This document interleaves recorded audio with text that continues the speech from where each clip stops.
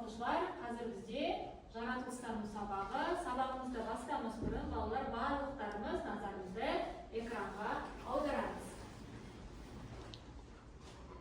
Көктемдей құлпырып, күндей жарқырап, гүлдей жайнап, құстай самғап, ақылды да алғыр білімді оқушы болыңыздар деп бүгінгі сабағымызды сіздерге осындай ақ жатқан әдемі тілекпен бастағым келді. Жақсы балалар, бүгінгі сабағымыздың тақырыбын анықтау үшін балалар назарымызды экранға аударайық. Экраннан балалар не көріп тұрмыз? Күнді, өз айтасыздар тағы. Дұрыс, өте жақсы, тағы құсты, жақсы. Содан балалар не шығаруға болады? Қорытынды. Бүгінгі сабағымыздың тақырыбы жыл мезгілдері. Жарайсыздар балалар, бүгінгі біздің тақырыбымыз жыл мезгілдері. Жарайсыздар. Балалар, бүгінгі біз тақырыбымызды екі мақсатта жүргізетін боламыз. Сабағымыздың мақсаты жыл мезгілдерінің ерекшелігін анықтайсың. Жыл мезгілдерінің ауысуы жанды табиғатқа қалай әсер ететінін түсінесің. Осы мақсатқа мұқият қарап аламыз балалар. Сабақ соңынан кейін, сабағымыз аяқталғанда осы мақсатымызға қайтып оралатын боламыз. Яғни сабақ соңында осы мақсатымызға қол жеткіздік. Жақсы балалар, сіздер қазіргі таңда 4-ші сынып оқушысы болғандықтан бүгінгі жаңа тақырыбымызды айқындадық, солай ма? Бүгінгі тақырыбымыз жыл мезгілдері. Яғни бүгінгі тақырыпты балалар сіздердің түсіндіргендеріңізді қалап тұрмын. Яғни джигсо әдісі арқылы қазір мен сіздерге қолымдағы мәтіндер жазылған бетшені таратып беремін. Осы мәтінді сіздер өздеріңіз оқисыңыздар, әр топ мүшелері, және де әр топтан 2 оқушы шығып, осы мәтіннің не түсіндік, сол бойынша мәтінмен жұмыс жасаймыз. Яғни сіздерде балалар дескрипторға мән береміз. Яғни бұл тапсырма бойынша дескриптор, мәтін бойынша түсінгенін айтқаныңыз үшін 1 балл, және ойын толық түсінікті жеткізгеніңіз үшін тағы да 1 балл алатын боласыздар. Қазір мен сіздерге мәтінді таратып беремін. Мұқият топ мүшелерін оқимыз. Оқығаннан кейін әр топтан 2 адамнан шығып, осының мазмұнын не түсіндік айтып беруге дайындаламыз.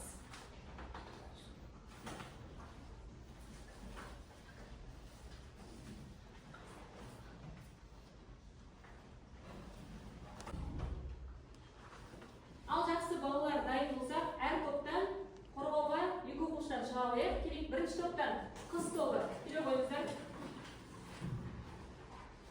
Балалар, мұқият тыңдаймыз. Қазір бір-бірімізді бағалау үшін.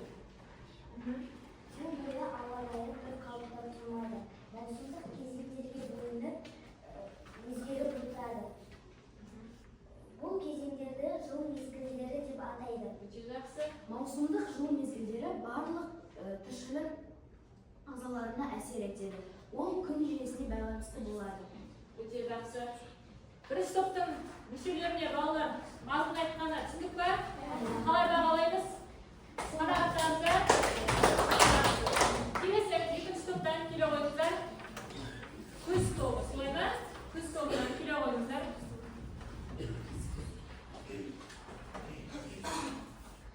Жыл мезгілдерінің өзгеруі тіршілік үшін өте маңызды. Олар бір-біріне алмасып, ауысып отырады.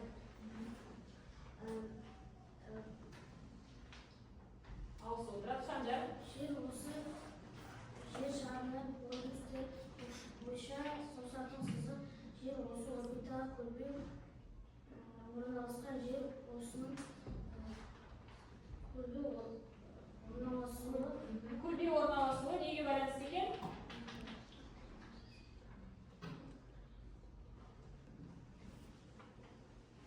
Диана, көмектесейік?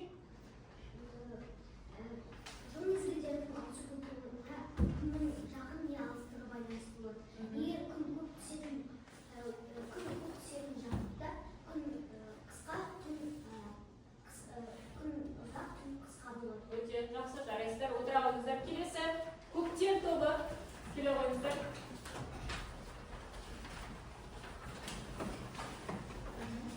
Кейде жердің байланысы әртүрлі болады. Олар жерден ауа температурасы төртке бөлінеді. Оларды жыл мезгілдері деп атайды. Олардың да әрқайсысының өз аттары бар. Мысалы, оларды жаз жайлау, күз күздеу, көктем көктеу, қыс қыстау деп атайды. Өте жақсы. Жылдың 4 мезгілі бір-бірін толықтырып отырады.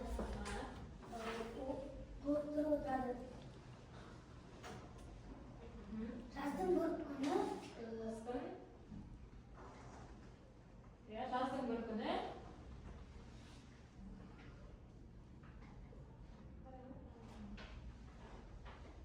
қыстың 10 күнін асырайды деген мақала жазып дұрыс. Өте жақсы, отыра қойыңыздар. Келесі бізде жас тобы. Жас тобына келе қойыңыздар.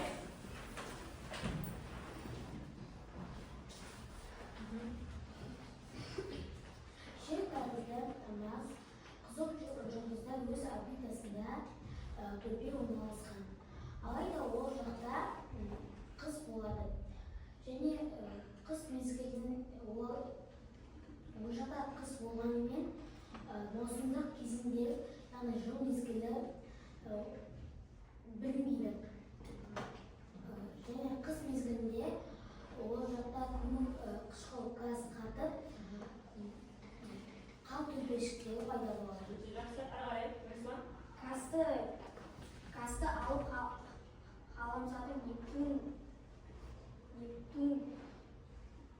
Нептун қыл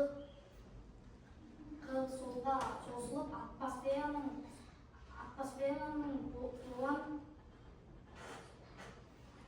толам болатынын белгілі. Боран болатыны белгілі. Жақсы, балалар. Осы тапсырма бойынша, отыра қойыңыздар. Осы тапсырма бойынша барлықтарыңыз жақсы жұмыс жасаған екенсіңіздер. Онда барлықтарыңыз өздеріңізді бағалай қойыңыздар. Бұл тапсырма бойынша дескрипторға мән береміз, яғни барлықтарыңыз мәтін бойынша түсінігіңізді айттыңыз, яғни бұған 1 балл. Және де ойын толық түсінікті жеткізеді 1 балл. Осы жерде барлық топтар да ойын жақсы жеткізді, сондықтан да барлықтарыңыз 2 балл алсаңыздар болады. Жақсы балалар, назарымызды маған аударамыз, барлығымыз мұқият қараймыз. Келесі бізде суретте көріп тұрғанымыздай топтық жұмыс. Топтық жұмыста балалар әр топ өздерінің топ аттарына байланысты сұрақ құрастырасыздар. Яғни бірінші топ сіздер қай мезгілде едіңіздер жылы?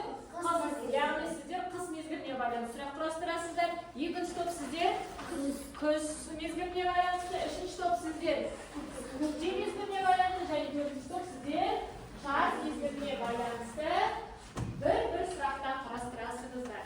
Түсінікті ғой? Бұл тапсырмада дескрипторіне мұқият назар аударамыз. Сұрақтар дайындайды 1 балл. Яғни сұрақ дайындағандарыңыз үшін 1 балл аласыздар.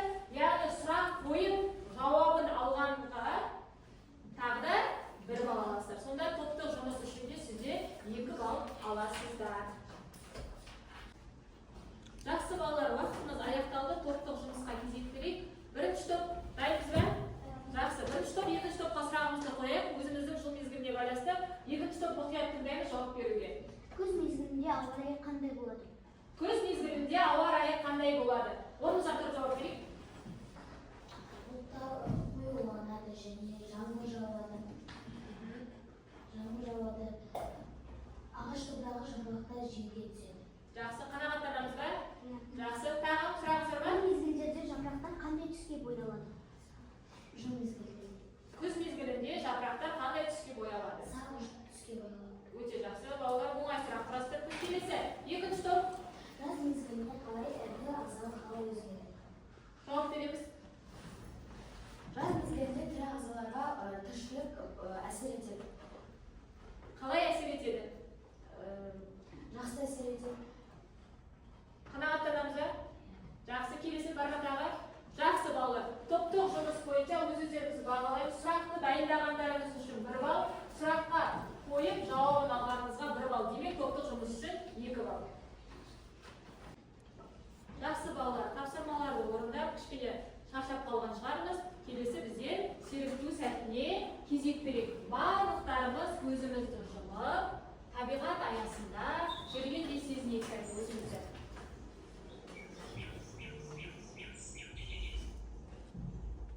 Құстардың дауысын естіп, барлықтарымыз бір ғажайып әлемде жүргендей сезімде болып,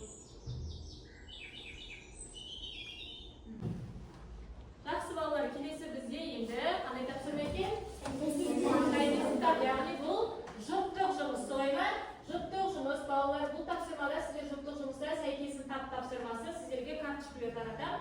Содан сәйкестендіріп табасыздар. Бұл тапсырма бойынша дискриптор жауаптарын дұрыс байланыстырғандарыңыз үшін 3 балл аласыздар. Түсінікті ғой? Жұптық жұмыс. Қасымыздағы жұбымызбен бірге орындаймыз.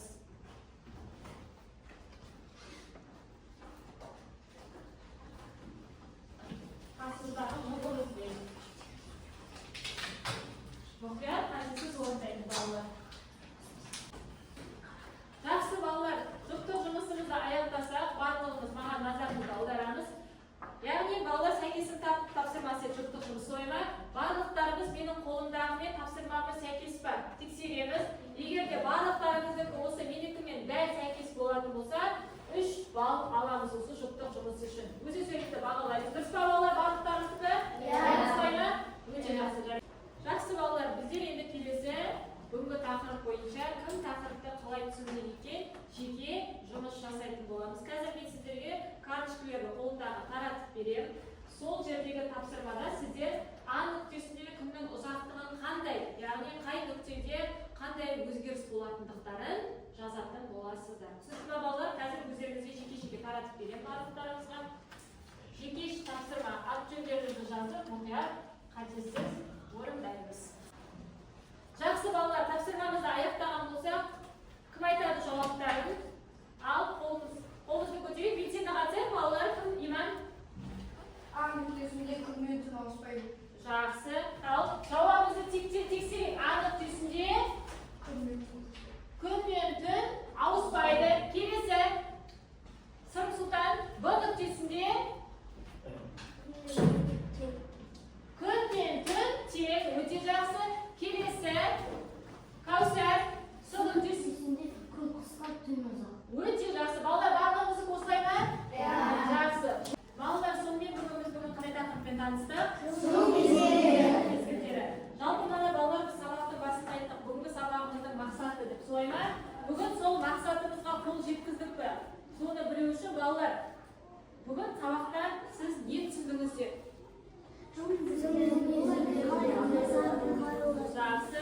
Демек біз олардың жыл мезгілден ерекшеліктерін анықтадық. Солай ма? Сонымен қатар олардың қалай ауысатындығы, табиғатқа қалай әсер ететіндігіне көз жеткіздік. Жақсы балалар, жасарымызды экранға аударамыз. Бірнеше сұрақтарға жауап береміз.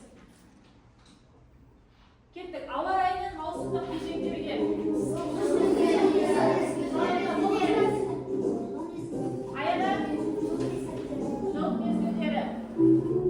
Өте жақсы, дұрыс. Келесі.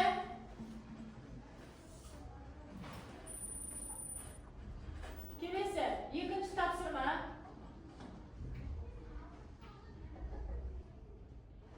Маусымдық өзгерістер неге әсер етеді?